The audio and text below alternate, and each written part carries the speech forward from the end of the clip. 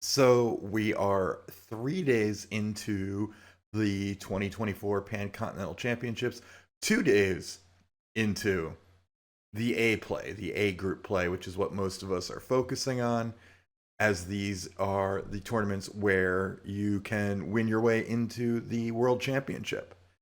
And on both sides, we definitely had four favorites to make the four-team playoff. And on both sides, three of those teams look like they're in. A fourth looks like they're in on one side. But there's one favorite that might be in trouble, and we're going to get to that in a moment. So to start off, since I haven't really talked about the Pan-Continental yet, let's just go over what it is, in case anyone out there isn't quite sure. It's happening in Lacombe, Alberta, up in Canada right now, and this is a regional championship of sorts. And I say of sorts because we really only have two regions right now in curling. We have the European Championships, and the Pan-Continental Championships are for everyone else, which means we have teams from North America, of course, and from Asia, of course. But there are also teams from South America, Central America, the Middle East, Africa, and the Oceania region, New Zealand, Australia. Uh, yeah, there are teams from all over the world playing in this thing on two different levels. We have our A championship bracket, the A division, where the four top teams who are not already hosting the upcoming World Championships this season will get in. So on the men's side, Canada is automatically in because Worlds is going to be in Saskatchewan in the winter. So four other teams will get in. The teams that presumably will be the top five teams because we expect Canada to be in that top four. And on the women's side, South Korea is an automatic bid for being the host. So again, you probably have to finish in the top five in order to get your World Championship bid, as the Gim Rink really should make the semifinals, be one of the top four teams at the very least.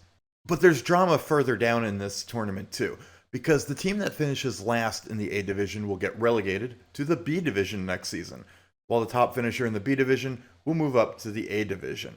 So just like in Europe, where we have A, B, and C divisions, there's room for movement. There's room to watch teams grow.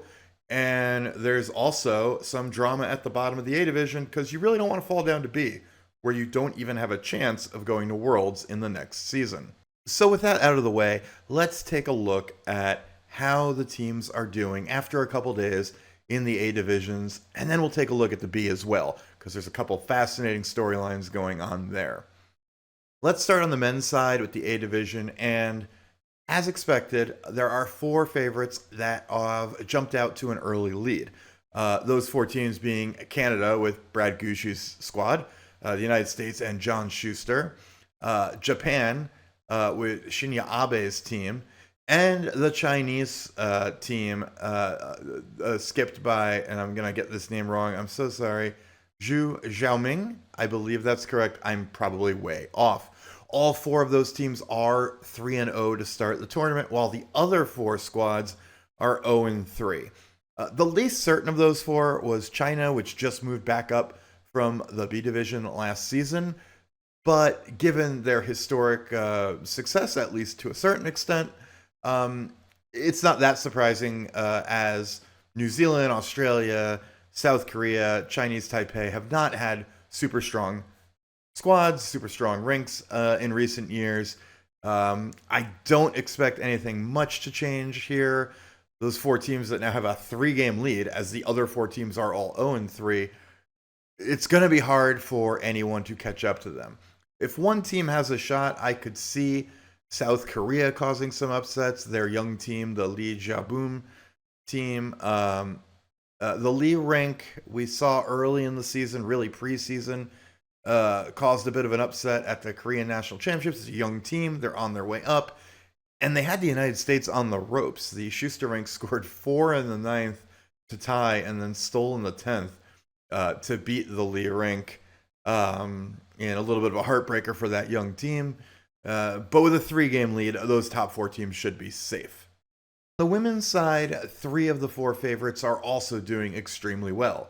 Of course, there's Rachel Homan out of Canada and the Gim rink out of South Korea. We also have the Mayu Ueno rink out of Japan, one of the very strong Japanese squads. I've been talking about that a lot this season because there's just several Japanese women's teams. There's a lot of depth there, all of whom are capable of competing at the world class level. The one favorite who struggled a little bit in the early going is the United States and Corey Thies's team. They're off to just a 1-2 start, not in any real danger yet.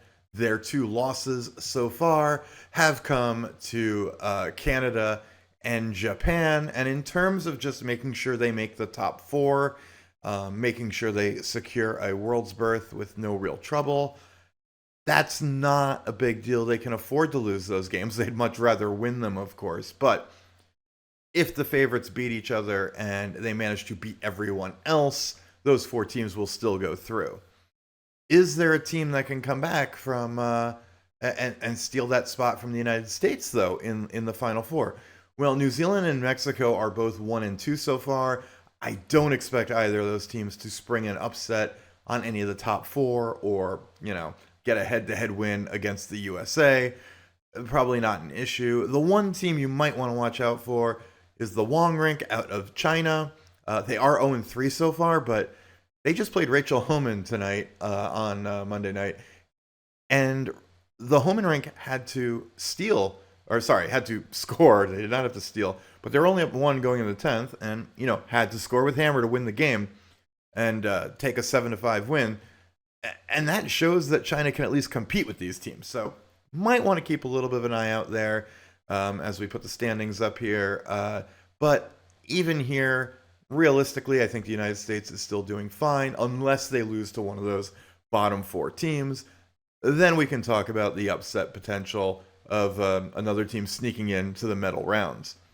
Now, it might be a little bit too early to talk about who's likely to fall down out of the A division and into the B.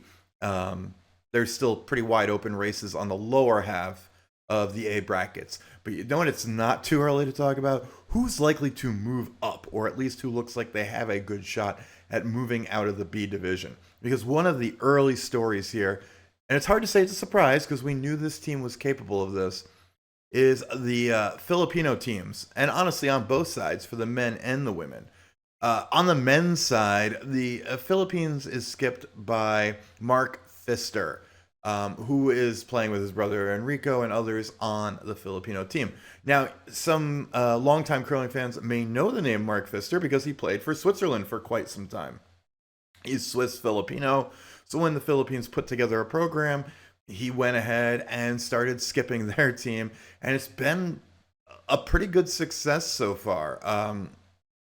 In 2023, they made the final last year on the men's side in the B division, losing to China. And now that we're looking at them this year going in as probably one of the favorites, they've lived up to that billing.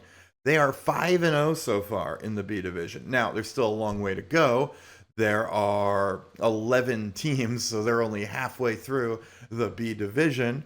But they've already scored wins against India, which is likely to be one of their toughest opponents. The other team that's near the top right now are a couple others, Jamaica, Kazakhstan. I don't really expect those teams to be able to compete with this Filipino team. But those games are outstanding, and those teams are both 4-1 for a reason. They're both playing pretty well here.